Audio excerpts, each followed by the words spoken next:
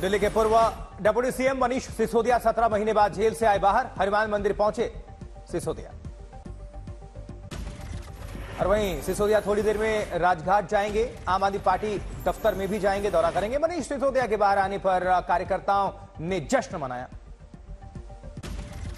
Jail से बाहर आने के बाद मनीष सिसोदिया ने आम आदमी पार्टी कार्यकर्ताओं और समर्थकों को संबोधित किया। बोले, संविधान और लोकतंत्र की ताकत से जमानत मिली।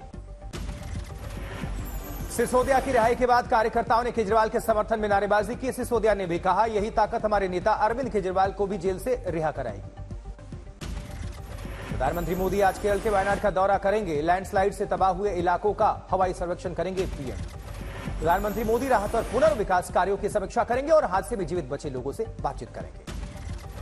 वायनाड लैंडस्लाइड हादसे के वाली स्थल पर पहुंची केंद्र सरकार की टीम। आपदा प्रभावित इलाकों का निरीक्षण ये टीम करेगी। मोदी के वायनाड दौरे के फैसले का राहुल गांधी ने स्वागत किया। बोले, तबाही की भयावहता को देखने के बाद वो इसे राष्ट्रीय आपदा घोषित कर देंगे। वायनाड त्रासदी में मरने वालों का आंकड़ा 629 तक जा पहुंचा है। अब तक 226 शव बरामद किए गए हैं। 403 बॉडी पार्ट्स बरामद हुए हैं। राष्ट्रपति द्रौपदी मुर्मू न्यूजीलैंड और फिजी की यात्रा संपन्न करने के बाद तिमोर लेस्ते पहुंचे हैं। नीट पीजी परीक्षा पर सुप्रीम कोर्ट का बड़ा फैसला। स्थगित नहीं होगी नीट पीजी परीक्षा। 11 अगस्त को 2 शिफ्ट्स में यह परीक्षा होगी। सुनवाई के दौरान कोर्ट ने कहा, 5 याचिकाकर्ताओं के कहने पर 2 लाख छात्रों के करियर को खतरे में नहीं डाल सकते। मुंबई कॉलेज में हिजाब पर पाबंदी मामले में याचिकाकर्ता को सुप्रीम कोर्ट से राहत। कोर्ट ने कॉलेज सर्कुलर पर लगाई अंतरिम रोक। राजकोट में केंद्रीय मंत्री जेपी नड्डा ने गुजरात के मुख्यमंत्री भूपेन्द्र पटेल के साथ तिरंगा यात्रा को दिखाई हरी झंडी। तस्वीरें सामने आई।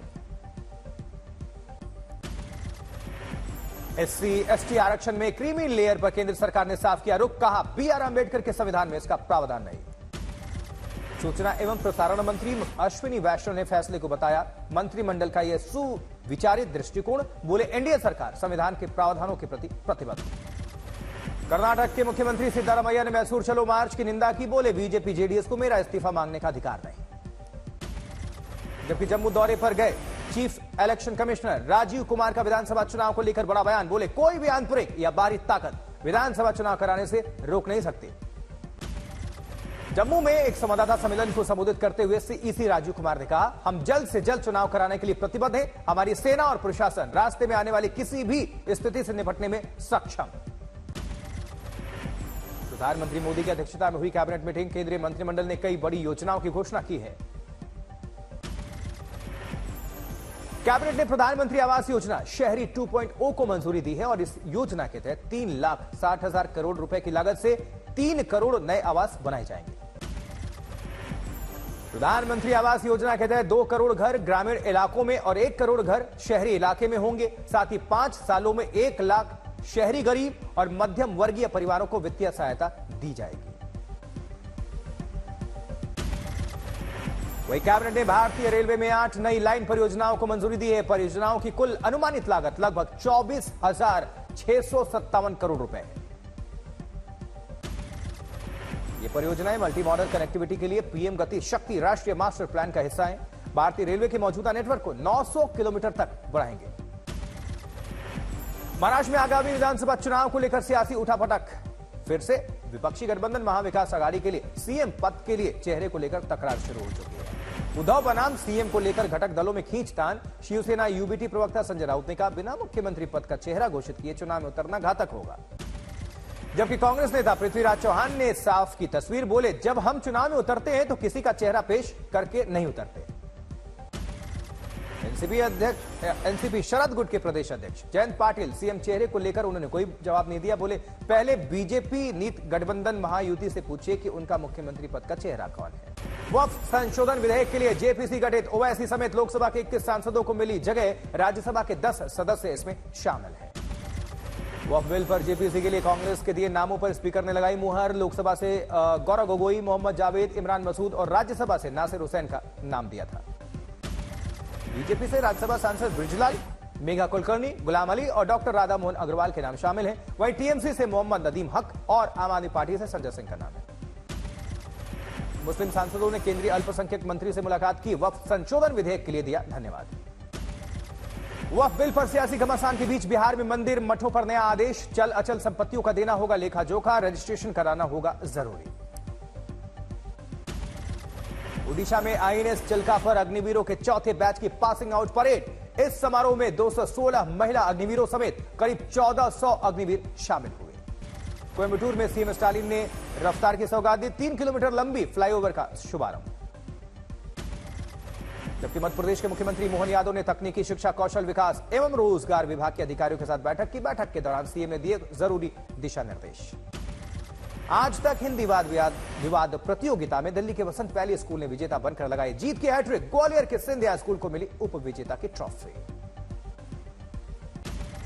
पेरिस ओलंपिक में भारतीय रेसलर अमन सहरावत ने जीता bronze medal. 57 kilo free style कुश्ती में जीता पदक। अमन सहरावत ने टोई क्रूज को 13-5 से शिकस्त दी। पहले दौर में 6-3 से आगे रहने के बाद दूसरे राउंड में 7 अंक लेकर मैट पर बनाया दबदबा। पदक जीतने के बाद सहरावत ने अपना मेडल माता पिता और पूरे देश को समर्पित किया। प्रधानमंत्री मोदी ने दी जीत पर अमन को बधाई, कहा आपकी ये उपलब्धि बेहद खास। ब्रॉन्ज मेडल जीतने पर झज्जर में अमन सहरावत के घर पर जश्न, सबने बधाई दी। गृहमंत्री अमित शाह ने अमन सहरावत को बधाई दी, कहा देश को आपकी उपलब्धि पर गर्व।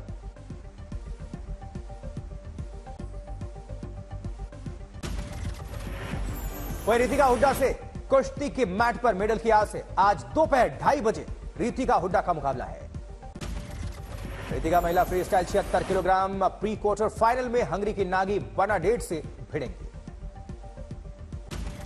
जबकि गोल्फ में आज दीक्षा डागर और अदिति अशोक पर निगाहें हैं। महिला व्यक्तिगत स्पर्धा चौथे राउंड में दोपहर 12:30 बजे मुकाबला है। उत्तराखंड के सीएम पुष्कर सिंह धामी ने बैडमिंटन खिलाड़ी लक्ष्य सेन से फोन पर बातचीत की। लक्ष्य को प्रोत्साहित करते हुए धामी ने कहा अभी आपको बहुत दूर जाना है। दिल्ली में भारतीय हॉकी टीम आईजीआई एयरपोर्ट से बाहर आई तो लोगों ने किया भव्य स्वागत। ढोल नगाड़े बजाकर लोगों ने हॉकी खिलाड़ियों का बढ़ाया उत्साह। दिनेश के मेडल मामले पर पेरिस में सुनवाई पूरी। आज कभी भी आ सकता है शुरुआती फैसला और 1 या 2 दिन में आएगा अंतिम फैसला।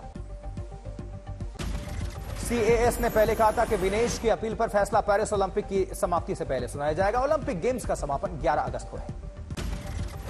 विनेश की तरफ से सुनवाई के दौरान 4 तर्क दिए गए। कहा गया कि वजन बढ़ना नेचुरली रिकवरी प्रक्रिया के तहत हुआ। उन्होंने कोई धोखाधड़ी नहीं करने की दलील दी।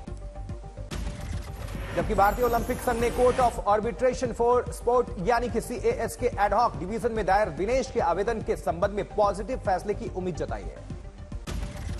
सभी पक्षों को सुनवाई से पहले अपने विस्तृत कानूनी तर्क दाखिल करने और फिर मौखिक तर्क रखने का अवसर भी दिया गया। सोल आर्बिट्रेटर ने संकेत दिया कि विस्तृत फैसला और वजहें जल्द सामने रखी जाएंगी।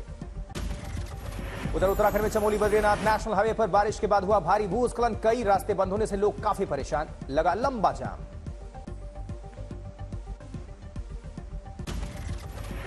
रास्ते ब्लॉक हैं, गिरी कई भारी चट्टानें, मलबा हटाने का काम चल रहा है। भरतपुर में भारी बरसात के चलते गिरा एक मकान। मलबे में दबने से मां और बेटी की मौत हो गई। पति और 2 बच्चे की हालत नाजुक है। भरतपुर में 2 दिनों से हो रही भारी बरसात, मकान में सो रहा था परिवार, तभी यह हादसा हुआ। राजौरी में बारिश के बाद भूस्खलन, सड़कों की सफाई का कार्य चल रहा है।